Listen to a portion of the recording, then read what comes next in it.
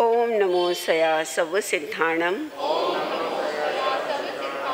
ओम नमो सया सर्वसिद्धाणम। ओम नमो सया सर्वसिद्धाणम।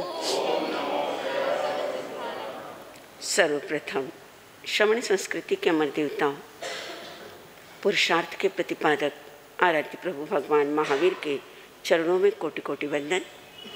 प्रतिपल वंदनीय ममाराध्या पूज्या गुरुणी मैया के चरणों में मेरा भाव भरा वंदन। मंच पर आसीन प्रवर्तनी मेवाड़ गौरव डॉक्टर श्री चंदना जी महाराज साहब के चरणों में मेरा भाव भरा वंदन। विश्व के समस्त ऊर्जा पुरुषों के चरणों में शत वंदन। धर्म सभा में उपस्थित भाइयों एवं बहनों, हमारी प्रतिदिन की एक चर्चा जो चल रही है, आज उस चर्चा पर चर्चा न करते हुए सबसे पहले महामहिम ध्यान योगी आचार्य सम्राट डॉक्टर शिवमुनि जी महाराज का, वैसे हम जन्मदिन कल मना रहे हैं, लेकिन आज उनका जन्मदिन है। उस जन्मदिन के पावन अवसर पर मैं अपनी ओर से एक महान संत के चरणों में अपनी शुभकामनाएं प्रेषित करती हूँ और बधाई देती हूँ। संघ का गौरव है, समाज का गौरव है, हमारा अपना गौरव है, जिन शासन का गौरव है, जिसे एक ऐसा त्यागी, एक ऐसा तपस्वी, एक ऐसा ध्यानी, एक ऐसा सहज, एक सरल सात्विक जीवन जीने वाला, हमें एक ऐसा आचार्य मिला। पिछले 36 साल से जो निरंतर वर्षी तप कर रहे हैं, जो अपनी ध्यान साधना में लगे हुए हैं, ऐसे महामहिम के चरणों में मेरा वंदन, अभिनंदन। और बाकी का जीवन हम कब बताएंगे, कल, कि उनकी साधना कैसे रही, उन्होंने दीक्षा कैसे ली और उनकी जीवन की यात्रा कैसी रही। आइए, मुझे एक छोटा सा स्लोगन याद आ रहा है, जो स्लोगन कुछ साल पहले धीरूभाई अंबानी ने दिया था। धीरूभाई अंबानी का नाम लेते ही आप मुझे भी क्या करने लगे, देखने लगे। धीरूभाई अंबानी का स्लोगन और महाराज साहब आपको क्या लेना देना, राइट? ये देखो, कर लो दुनिया मुट्ठी में। क्या आप चाहते हो? क्या आपकी सोच है? क्या आपकी भावना है कि आप भी दुनिया मुट्ठी में कर लो? है आपकी इच्छा? कैसे करोगे? बोलो। स्लोगन बड़ा अच्छा लगता है, सुनना भी बड़ा अच्छा लगता है, और जीवन में अगर ये सक्सेस हो जाए तो और भी अच्छा लगता है। लेकिन करेंगे कैसे? कैसे करना? चलो मैं आपको बताऊं कुछ कि दुनिया कैसे मुट्ठी में कर ले। लेकिन दुनिया मुट्ठी में करने के लिए मैं आपको बताऊंगी ज़रूर, लेकिन उसके लिए कोई मंत्र नहीं, कोई तंत्र नहीं, कोई जप नहीं, कोई माला नहीं, कोई प्रयोग नहीं, कोई डोरा नहीं, कोई धागा नहीं, कोई तावीज़ नहीं, कुछ भी नहीं दूंगी। लेकिन फिर भी दुनिया आप क्या कर सकते हो, अपनी मुट्ठी में कर सकते हो। कैसे कर सकते हो?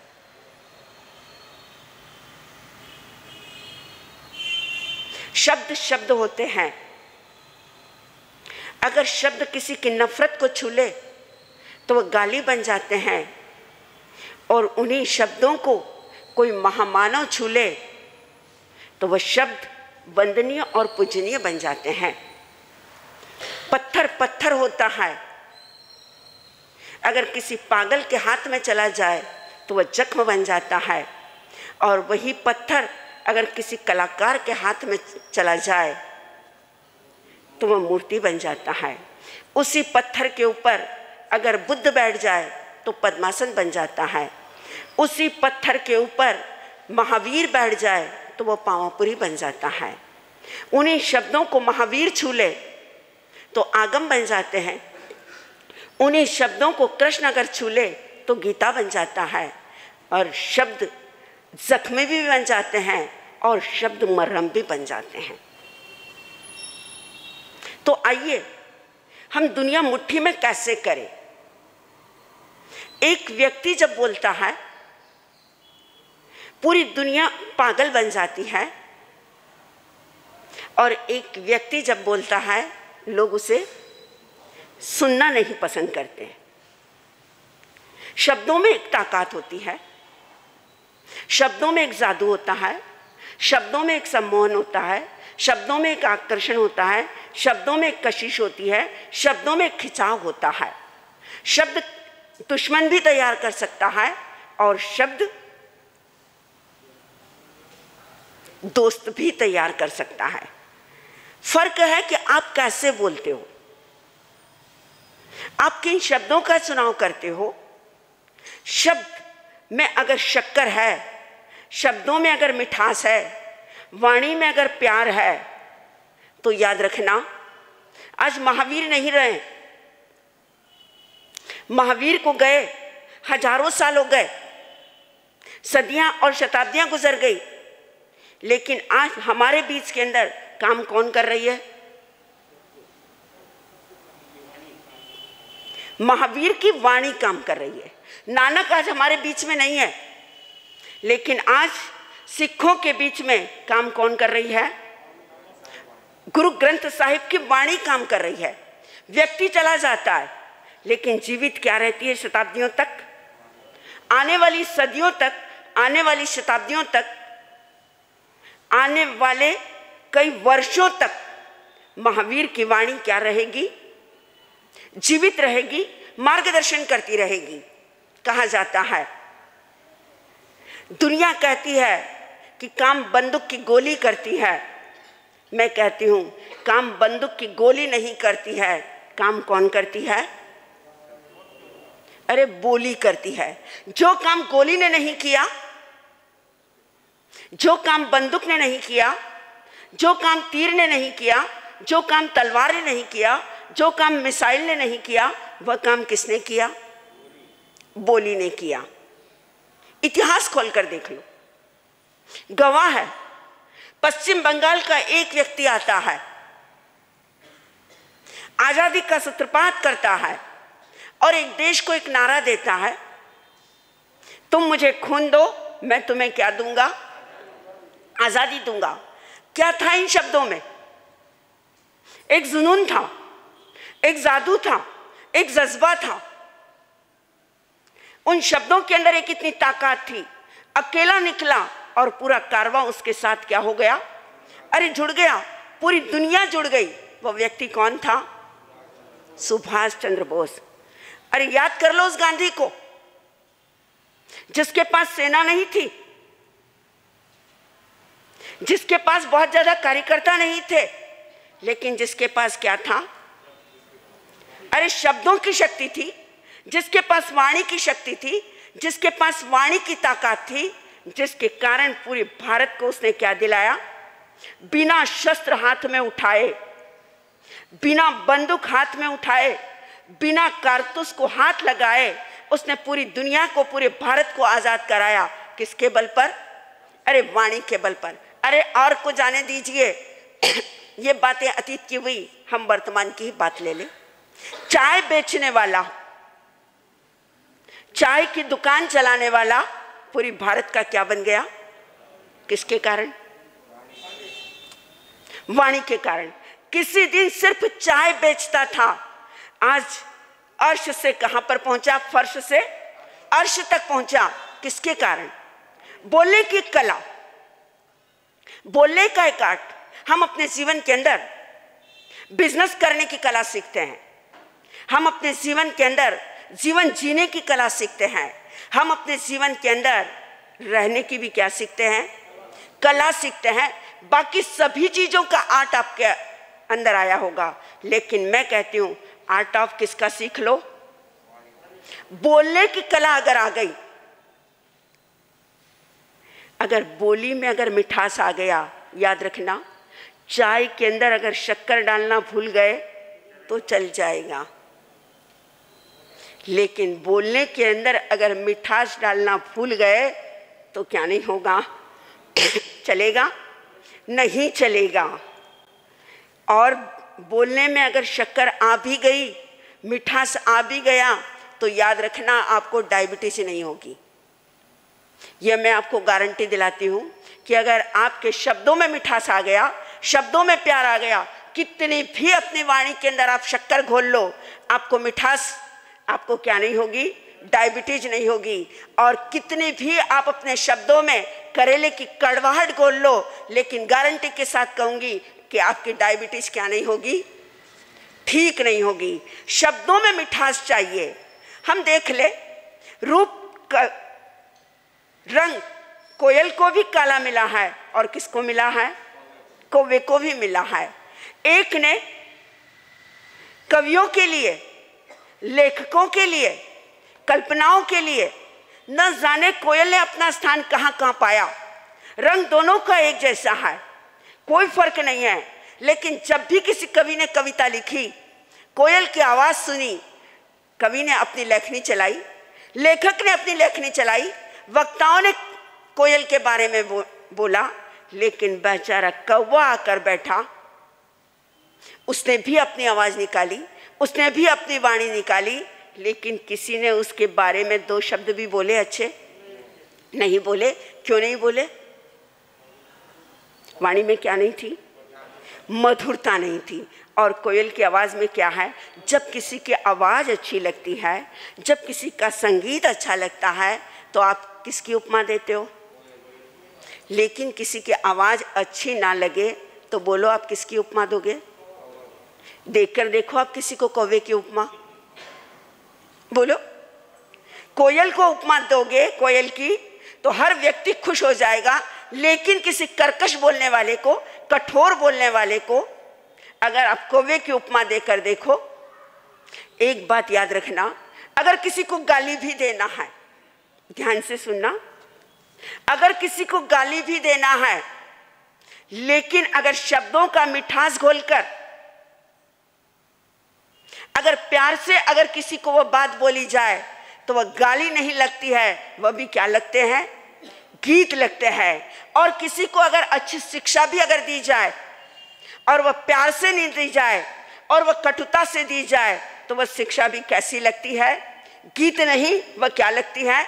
गाली लगती है। मैं एक छोटे छोटे उदाहरण के द्वारा आपको पूछूं और बताऊं कि शब्दों का प्रयोग कैसा होना चाहिए और शब्दों का इफेक्ट क्या होता है। मान लीजिए दो व्यक्ति, जब माइक का वॉल्यूम ज्यादा है क्या? कहाँ गया माइक वाला?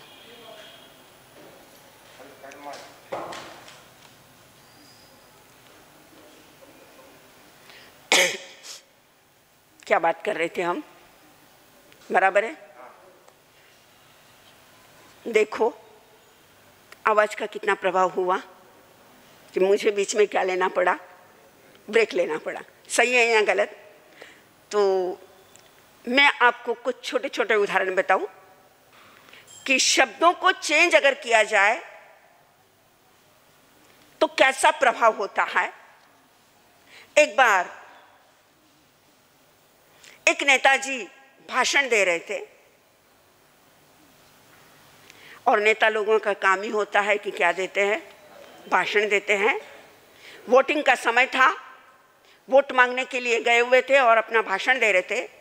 भाषण देते देते नेताजी ने बोला, मेरी भारत की आधी जनता मूर्ख है। ध्यान से सुनना क्या कहा उन्होंने। मेरी भारत की आधी जनता मूर्ख है। लोगों को आया गुस्सा, वोट मांगने आया, भीख मांगने आया, नोट लेने आया और हमें क्या बताया, मूर्ख। लोगों ने बोला नीचे उतर। भाई तू क्या बोल रहा है? जब भारत की आधी जनता मूर्ख है तो हम वोट क्यों दे? कुछ लोग ऊपर चढ़े मंच पर और नेताजी को हाथ पकड़कर कहां उतारा, नीचे।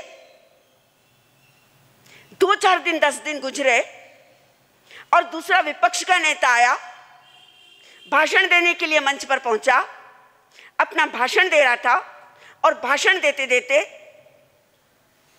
नेता ने कहा, मेरा भारत महान है, मेरा भारत बहुत अच्छा है, मैं अपने भारत के बारे में क्या कहूं, भारत की जितनी महिमा करूं उतने अच्छा है, लेकिन यह कह सकता हूं गारंटी के साथ, मेरी भारत की आधी जनता शिक्षित है। बात वही थी।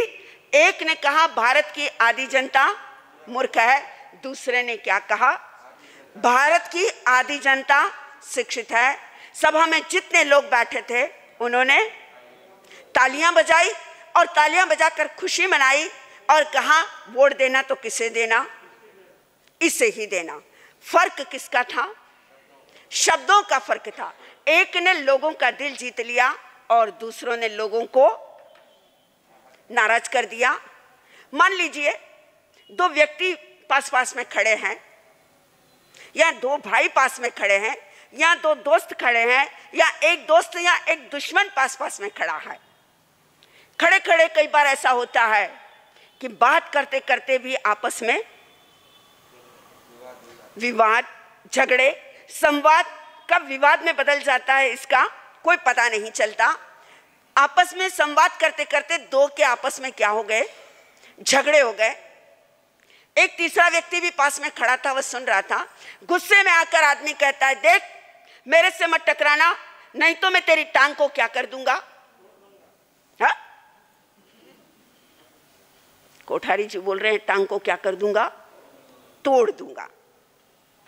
उस व्यक्ति ने भी गुस्से में आकर कहा, देख आगे मत बढ़ना, नहीं तो मैं तेरी टांग को क्या कर दूंगा, तोड़ दूंगा। जब ये बात सामने वाले व्यक्ति ने कहा, उसने कहा, भाई मैं तुझे एक सलाह देता हूं, मेरी एक बात सुन। बोले बोलो, क्या बात है?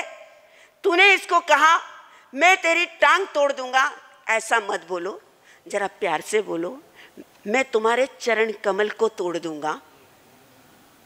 क्या कहा? मैं तुम्हारे चरण कमल को तोड़ दूंगा। सामने वाला व्यक्ति भी क्या हो गया, एकदम हंस गया, क्योंकि शब्दों को चेंज करते समय आपका गुस्सा भी क्या होगा, कम होगा। और गुस्सा कम हुआ क्योंकि क्रोध जब आता है तो विवेक चला जाता है। विवेक गया कि वाणी कैसी हो जाती है, कैसी होगी, कर्कश होगी। जब आप 4ठी-5वीं क्लास में होंगे तब आपको, अगर हिंदी, मुझे यहाँ की तो पता नहीं कि यहाँ का सिलेबस क्या है कर्नाटका का, लेकिन राजस्थान जहाँ मैं जन्मी हूँ वहाँ का अगर 4ठी-5वीं का अगर आप सिलेबस देखें और वहाँ की किताबें देखें तो एक दोहा आपने पढ़ा होगा, वाणी ऐसी बोलिए मन का आपा खोए, औरू को शीतल करे और आपू ही। कैसा लगा आपको ये शब्द? सुना है आपने कभी? सुना है? पक्का सुना है महाराज? सुना नहीं, ये हमको भी क्या है, याद है। लेकिन हम बोलते कैसे हैं? एक बात याद रखना, जब आप किसी डॉक्टर के पास जाएंगे, डॉक्टर सबसे पहले आपकी क्या देखता है? जबान देखता है, पल्स देखता है, ठीक है। जबान क्यों देखी जाती है? ये देखो, हमारे आधे डॉक्टर तो शायद भंडारी जी है। हॉस्पिटल है क्या? अच्छा, वो आपने बता दिया। क्योंकि जबान देखी जाती है, जबान से आधी बीमारी नहीं, याद रखना पूरी बीमारी पता चलती है। क्यों पता चलती है? जबान अगर गंदी है तो पेट व्यक्ति का खराब है। जबान अगर सही नहीं है तो पेट सही नहीं है, और पेट का सिस्टम अगर सही नहीं है तो पूरा शरीर क्या होगा, उसका डिस्टर्ब होगा। जबान गंदी, पेट गंदा, पेट गंदा, इसका मतलब शरीर क्या हो गया, बीमारियों का घर हो गया। जिसकी जबान ठीक नहीं उसका शरीर ठीक नहीं, शरीर अच्छा नहीं, तो याद रखना जिसकी जबान अच्छी नहीं उसका पूरा जीवन कैसा है, अच्छा नहीं है। क्योंकि सारे झगड़े, सारे क्लैशेस, सारी बीमारियां किसके कारण होती है, एक जबान के कारण होती है। इतिहास उठाकर देखो, चाहे रामायण ले लो चाहे महाभारत ले लो, दोनों जो विश्व के, भारत के इतिहास के तो जो कलंक है, जो दोनों संहार है, जो दोनों विध्वंस का रूप है, जिसने पूरे परिवार को तोड़ा, जिसने भाइयों को कत्ल करवाया, जिसने खून की नदियां बहाई, उन दोनों महाभारत और रामायण के पीछे अगर देखा जाए, इतिहास अगर पढ़ा जाए और उस सारी घटना का अगर जायजा लिया जाए तो मैं कह सकती हूं सिर्फ 2 शब्दों के कारण, कितने लंबे चौड़े शब्द नहीं थे, सिर्फ 2 शब्दों के कारण कितना बड़ा महाभारत रचा। और शब्द क्या थे, अच्छा आपको याद भी है, आपको पता भी है, लेकिन क्या रायचूर वाले तो ऐसे कटु शब्द बोलते हैं या नहीं बोलते, बोलते हैं। क्या था वह शब्द, बेचारा दुर्योधन जा रहा था, फर्श ऐसा था कि कहां पानी है और कहां पानी नहीं है, उसका उसे क्या नहीं आया, ध्यान नहीं आया। बेचारे ने अपनी धोती ऊपर उठाई, ऊपर से कौन देख रही है, द्रौपदी देख रही है। मजाक में कहा हुआ शब्द, सिर्फ सहजता में कहा हुआ शब्द, व्यंग की भाषा में कहा हुआ शब्द कब दिल पर चोट करता है। हथौड़ा आपको दिल को तोड़े या ना तोड़े, डॉक्टर आपके दिल का ऑपरेशन करे या ना करे, डॉक्टर ओपन हार्ट सर्जरी करे या ना करे, लेकिन शब्दों का हथौड़ा आपके दिल को क्या कर सकता है, चूर चूर कर सकता है। सिर्फ 2 शब्द किसी का पूरा ओपन हार्ट सर्जरी कर सकता है, किसी के दिल को तोड़ सकता है। दिल को जोड़ने के लिए भी 2 शब्द होते हैं और दिल को तोड़ने के लिए भी क्या होते हैं, सिर्फ 2 शब्द होते। सिर्फ 2 शब्द बोले थे, अंधे के जाए अंधे। इतने से शब्दों में एक महाभारत खड़ा हो गया। क्या बोला था कई ने, सिर्फ मैंने जो वचन मांगा है वो वचन देना है। खेल किसका था, सिर्फ शब्दों का था, कुछ भी नहीं था। सिर्फ इतना सा कहा कि अंधे के जा, सिर्फ इतना सा कह कई ने कहा मैंने वचन मांगा है, वो वचन याद कर लो और राम को कहां भेज दो, वनवास भेज दो। इन शब्दों के कारण, इन वचनों के कारण राम को कहां जाना पड़ा, 14 साल वनवास, और पूरी क्या तैयार हो गई, रामायण तैयार हो गई। इसलिए कहती हूं जब भी बोलो क्या कर कर बोलो, जबात तुम्हारी है तुम कुछ भी बोलो, जबात तुम्हारी है तुम कुछ भी बोलो, तकड़ी तुम्हारी है तुम कुछ भी तोलो। जबात तुम्हारी है तुम कुछ भी बोलो, तकड़ी तुम्हारी है तुम कुछ भी बोलो। एक नेक सलाह मेरी भी मानो, एक नेक सलाह मेरी भी मानो। जब भी तुम बोलो, जब भी तुम बोलो आहिस्ते से बोलो।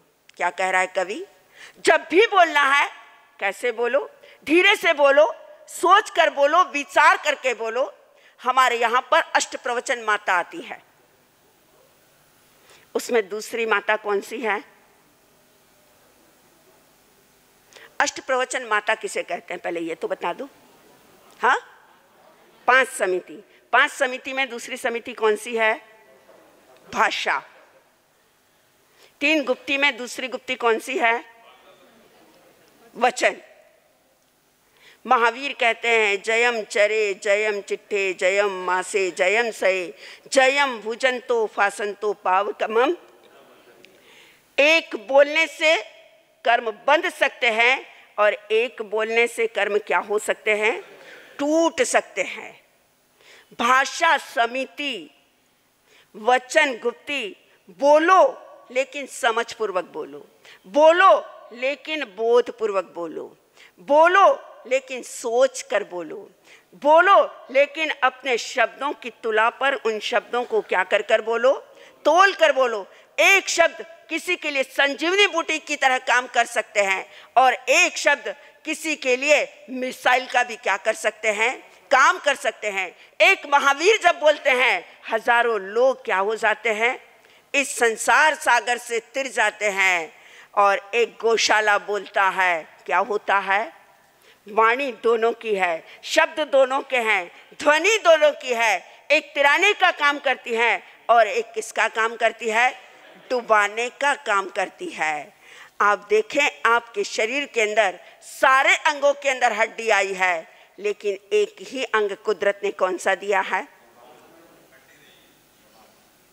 कुदरत को शायद नापसंद थी सख्ती जबान में, कुदरत को नापसंद थी शायद सख्ती जबान में, इसीलिए पैदा न हुई, इसीलिए पैदा न हुई हड्डी जबान में। क्या कहा कवि ने, कुदरत को शायद जबान के अंदर सख्ती पसंद नहीं थी, कटुता पसंद नहीं थी, इसलिए उसके अंदर क्या नहीं आई, हड्डी नहीं आई। एक छोटी सी बात कहकर मैं अपनी बात को पूरी करूं क्योंकि समय होने जा रहा है।